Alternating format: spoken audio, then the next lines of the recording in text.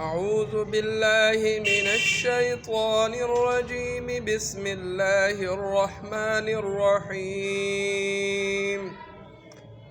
وجعلنا الليل لباسا وجعلنا النهار معاشا وبنينا فوقكم سبعا شدادا وجعلنا سراجا وهاجا وأنزلنا من المعصرات ماء ثجاجا لنخرج به حبا ونباتا وجنات ألفافا إن يوم الفصل كان ميقاتا يوم ينفخ في الصور فتأتون أفواجا وفتحت السماء فكانت أبوابا وسيرت الجبال فكانت سرابا